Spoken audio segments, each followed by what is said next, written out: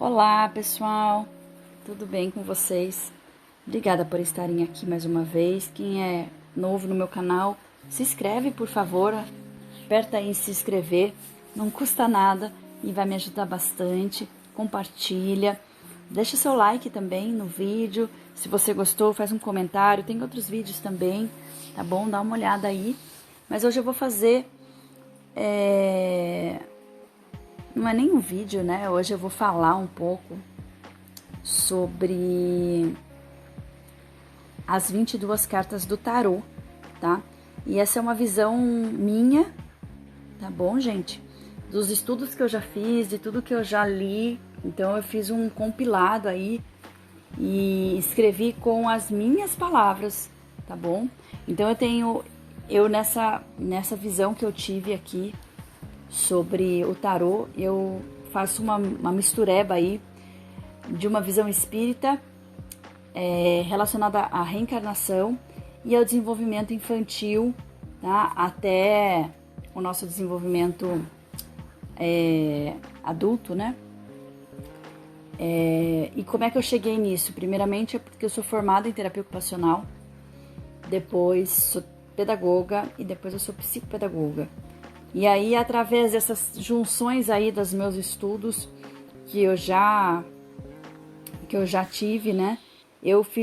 Comecei a linkar as coisas e aí escrevi com as minhas palavras e vou compartilhar com vocês, tá bom? Bom, pensando então numa visão espírita reencarnatória, tá bom? Sobre desenvolvimento infantil, eu vou começar a falar sobre a carta do louco, tá? Então, como é que eu vejo o louco? O louco sou eu esperando reencarnar, tá? Eu só posso levar algumas experiências na memória e na minha mão. Seria a minha missão. Quando a gente vem reencarnar, a gente não traz nada. A gente não traz nada físico, nada material. A gente traz apenas lembranças e experiências. Essas lembranças ficam na memória, né? Lembranças de experiências de outras vidas, aprendizados de outras vidas. Então, eu sei determinadas coisas que eu não posso fazer. Existem coisas que a gente tem medo e a gente não sabe por que temos medo. E nessa visão de não saber o porquê, é porque em alguma outra vida te aconteceu algum problema que aquilo te causou medo. Ou você sofreu alguma coisa, ou você fez alguma coisa, lembra que essas consequências foram muito ruins e aí você acaba ficando com medo de determinadas situações, né? Então é isso que a gente traz. Então a gente traz lembranças, a gente traz experiências na memória. E na nossa mão a gente traz a nossa missão. Qual é a minha missão aqui na Terra? Bom, a minha missão aqui na Terra é X. E é isso que eu vou trazer. Né? Eu determinei que gostaria de fazer isso na minha vida. Eu preciso passar por tantas coisas, eu preciso passar por isso, eu vou me encontrar com determinadas pessoas, eu vou nascer em tal família, porque eu tenho coisas a sanar nessa vida, eu tenho coisas a aprender para eu melhorar e para eu evoluir durante essa minha estadia aqui na Terra, tá? Então é o início de uma nova jornada, é o seu renascimento. Eu preciso confiar em Deus e saber que irei levar o que for necessário para o meu novo projeto de vida, ok? E aí, quando eu chego aqui na Terra, quando eu saio do plano astral e venho para cá, eu me torno então um embrião. E aí eu chego no corpo da minha mãe, certo? Bom, essa é a primeira parte do louco. Bom, quando eu chego no corpo da minha mãe, existe só eu. Então eu vou pela segunda fase, que é o mago, tá bom? O mago é dentro do útero. Quando a gente chega no útero, o útero dá tudo o que a gente precisa, certo? Eu recebo tudo aquilo que eu necessito para me tornar um bebê e poder viver. Então o mago é como se fosse o útero da mãe. E tem apenas você, não tem mais ninguém lá dentro.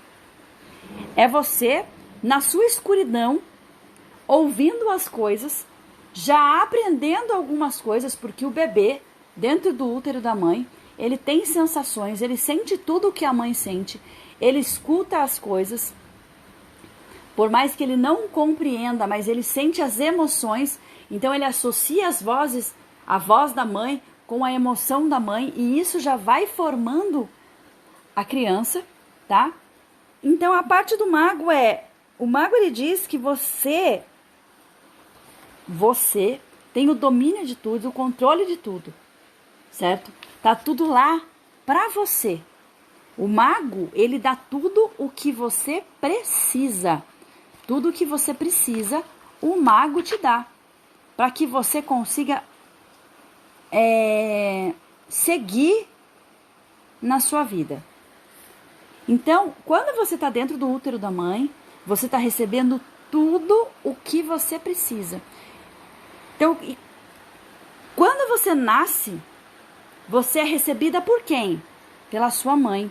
E quem é a sua mãe no tarô? A sacerdotisa. Tá? A sacerdotisa, então, vamos só voltar a fazer uma volta aqui, gente, porque eu não fiz um comentário com vocês.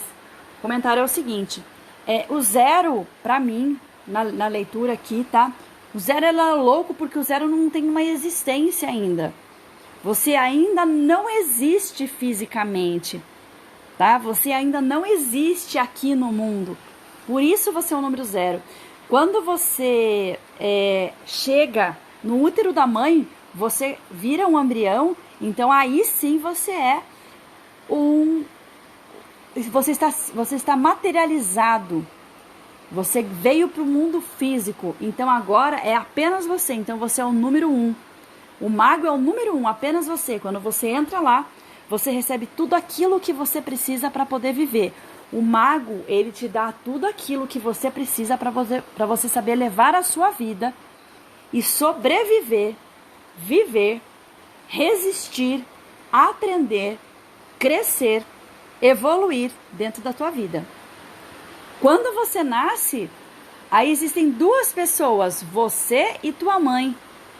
E aí a gente vem a segunda carta, a sacerdotisa, certo? Só que pro bebê ainda, eles acham que o bebê acha que ele e a mãe, no começo da vida dele, é uma coisa só.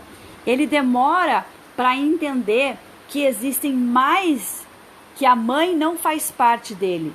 Ele acha que a mãe, né, faz parte do corpo dele, é uma extensão do corpo dele. Ele faz essa dissociação depois de um tempo. Mas enquanto ele está bebê ainda, ele entende que é só ele e a mãe. Só que nós só temos duas pessoas nessa jornada, ok? Então, o bebê acha que a mãe e ele são únicos.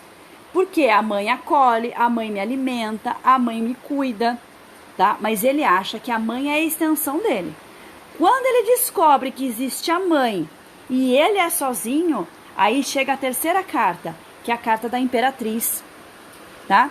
A carta da Imperatriz é quando o bebê descobre que existe a mãe, o filho e o mundo. Ele fala, opa, mas eu sou dissociado de minha mãe e existem outras pessoas no mundo? Sim, existe um mundo fora, né?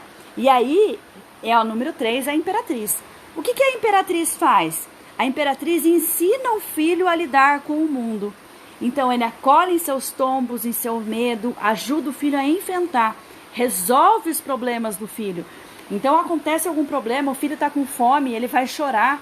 E a mãe vai entender que o filho está com fome e vai falar, esse choro é de fome, logo vou oferecer comida.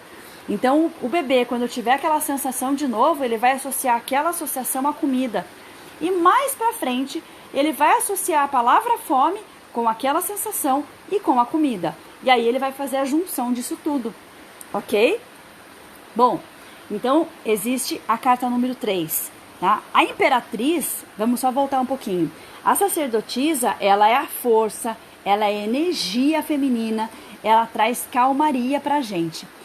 A Imperatriz, ela traz intensidade, cuidado, resolução de problemas, ok? Bom, quando a criança descobre, então, que existe ela, criança, a mãe e o mundo, então ela entra a mãe começa então a ensinar e resolver os problemas do seu filho, tá? Então, tô chorando porque bati o dedo. Ela vai chegar e falar assim, você bateu o dedo, você tá com dor. Isso que você sente a dor. Como é que a gente acalma a dor? A gente faz um carinho. Então, ele entende que ele pode sentir a dor, mas para a dor ser curada, ele precisa fazer o carinho. Mais para frente, ele vai associar aquela sensação, aquele carinho com a palavra dor. Tá? Então, tudo isso, a palavra vem depois, ok? Primeiro, a mãe mostra para a criança toda aquela sensibilidade, tudo aquilo que ele sente. A mãe vai mostrando, bom, como é que eu sano essa dor? Como é que eu sano esse sentimento? O que que eu tenho? O que que eu tô sentindo nesse momento? E como é que essa aflição minha vai passar? Porque a criança chora porque ela não entende aquilo que está acontecendo com ela.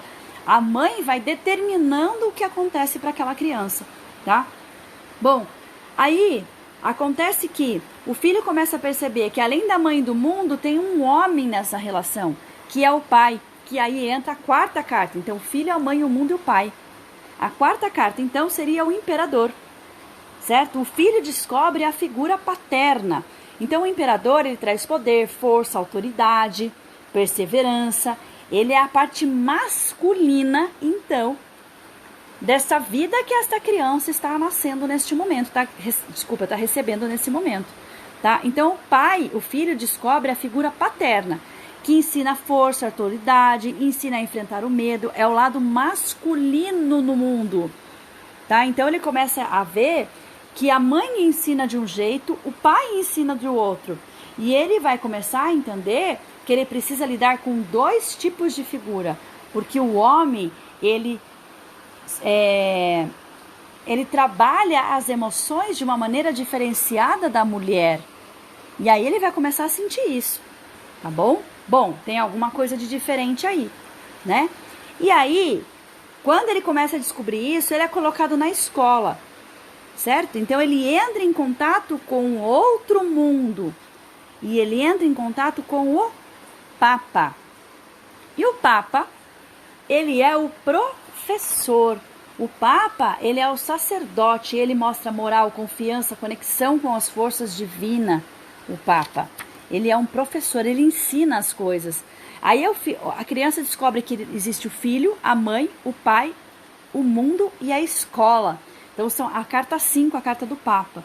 Então, na escola, ele aprende as regras, ele aprende o que é sociedade, ele aprende moral, confiança, interagir com o outro, aprende a lidar com as suas frustrações, com desafios entre a sua própria mente. E o professor, ele ensina àquela criança. E aí ele começa a entrar em contato com um mundo completamente novo para ele, onde existem regras e pessoas que não vão ser igual ao pai, não vão ser igual à mãe. E ele vai ter que aprender a lidar com isso. Bom, vou continuar no próximo vídeo, no próximo áudio aí para vocês, tá bom? Senão vai ficar muito longo, mas vou parar aqui na carta 5, espero que vocês tenham gostado, tá bom? E no próximo vídeo eu volto aí falando mais um pouquinho sobre as outras cartas. Muito obrigada por vocês estarem aqui. Deixa um comentário, ver o que vocês acharam, tá bom?